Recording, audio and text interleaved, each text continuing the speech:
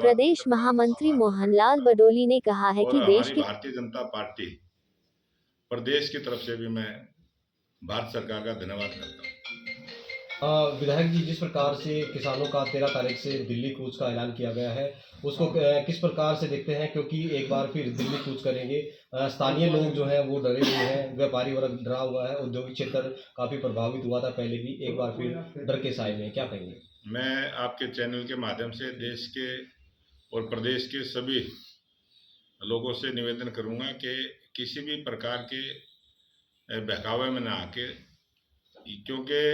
जब भी कोई देश में चुनाव इस प्रकार से आते हैं तो बहुत सारे लोग इस प्रकार की मूवमेंट चलाने का प्रयास करते हैं। उनके बहकावे में ना आए और किसी भी अफवाह की तरफ ध्यान ना दें। और जो किसान भाइयों ने जिस प्रकार से आंदोलन करने की एक चेतावनी सरकार को दी है, सरकारी स्तर पर उनसे बातचीत भी होगी,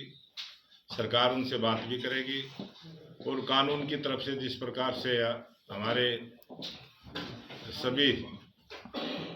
जो कानून की पालना हो उसकी तरफ ध्यान देते हुए सभी सरकारी अधिकारी भी अलर्ट पे हैं और देश में और प्रदेश में किसी भी प्रकार की अशांति पैदा ना हो। मैं सभी ऐसे आंदोलनकारी जितने भी किसान भाई हैं जिन्होंने इसकी चेतावनी सरकार को दी है, उनसे भी अपील करूंगा कि अगर उन्होंने कोई आंदोलन करना है तो वो संयम में रह के मर्यादा के साथ किसी भी व्यक्ति को उनके आंदोलन से परेशानी ना हो, इस प्रकार का अगर वो काम करेंगे तो एक अच्छा संदेश जाएगा। आज देश विकसित राष्ट्र के रास्ते पर चला है और ये देश विकसित राष्ट्र बने और जो आज दुनिया के 37 देश विकसित राष्ट्र हैं, उन देशों के अंदर भी किसान सभी वर्ग आंदोलन करते हैं। जरूर उनसे कोई सीख लें, वो किस प्रकार से आंदोलन करते हैं। कोई भी आंदोलनकारी की वजह से देश का कोई भी दूसरा व्यक्ति परेशान ना हो, इस प्रकार का ध्यान रखते हुए अगर वो काम करेंगे तो अच्छा रहेगा। हाँ, जिस प्रकार से आज पूरे प्रदेश भर के मंडी एसोसिएशन भी जो है हड़ताल पर है, हालांकि सरकार के साथ वार्ता जो है वो लगातार चल रही है, उसको कैसे देखते हैं? क्योंकि काफ़ी आमजन जो है इससे प्रभावित हो रहे हैं।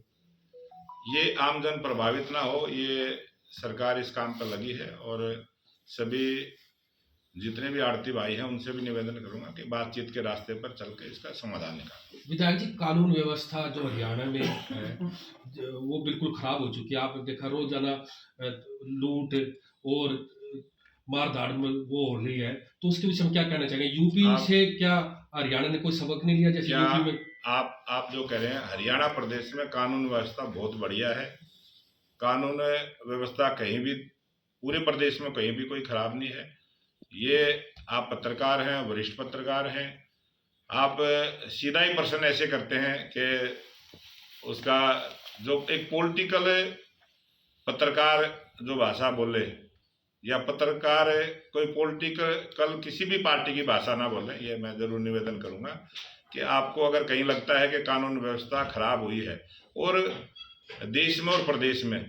कहीं जो एकदम से कोई घटनाक्रम होता है, किसी की व्यक्तिगत दुश्मनी होती है, इस प्रकार की घटनाएं बहुत जगह घट जाती हैं और हरियाणा प्रदेश के अंदर कानून व्यवस्था बहुत बढ़िया है और किसी भी गैर आपराधिक कार्य करने वाले जितने भी अपराधी लोग हैं उनको कभी सरकार ने कोई संरक्षण देने का काम किया हो, सरकार की तरफ से कभी कोई डील हुई हो,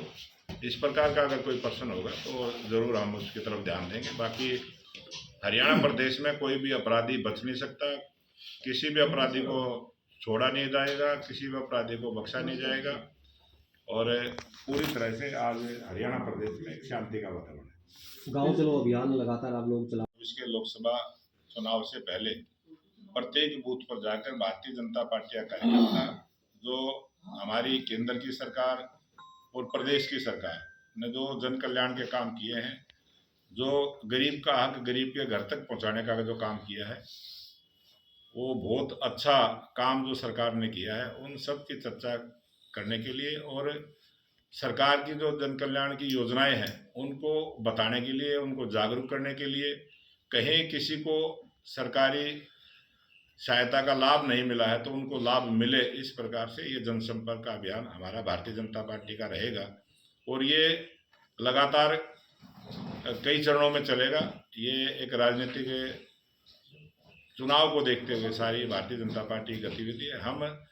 प्रत्येक घर तक जाएंगे, प्रत्येक व्यक्ति तक जाएंगे, सभी वर्गों में जाएंगे, सभी स्थानों पर जाएंगे। ये भारतीय जनता पार्टी का एक बहुत बड़ा अभियान 19,812 जो हमारे बूथ हैं, प्रत्येक बूथ पर जाके घर घर संपर्क करने का अभियान रहेगा। विधायक जी, क्या आप मानते हैं जो ये किसानों का आंदोलन है कि ये राजनीतिक लोगों द्वारा किया जा रहा है? और दूसरी चीज, क्या मतलब आंदोलन की आवश्यकता फिर से पड़ गई? क्या मतलब सरकार उन लोगों को समझा नहीं सकी, या क्या आपको लगता है किस वजह से ये आंदोलन राजनीतिक?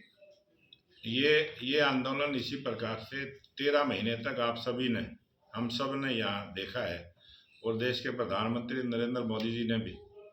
जब ये आंदोलन समाप्त हुआ तब यही बात कही थी कि हम किसान भाइयों को समझा नहीं पाए और उस कानून को वापस लिया। आज भी जिस प्रकार से पंजाब से इस मूवमेंट की शुरुआत हुई है, वहाँ किस प्रकार की सरकार है, किस प्रकार के वो लोग उस आंदोलन में भाग लेंगे, ये जब समय आएगा आपके मीडिया के माध्यम से, चैनलों के माध्यम से, सोशल मीडिया के माध्यम से सभी जानकारियां जनता तक जाएंगी, उसका मैसेज आएगा। अगर किसी किसान भाई को किसी भी प्रकार की परेशानी है तो भारत सरकार, हमारी हरियाणा सरकार सभी किसानों के साथ बातचीत के रास्ते खुले हैं और हम बातचीत करने को तैयार हैं।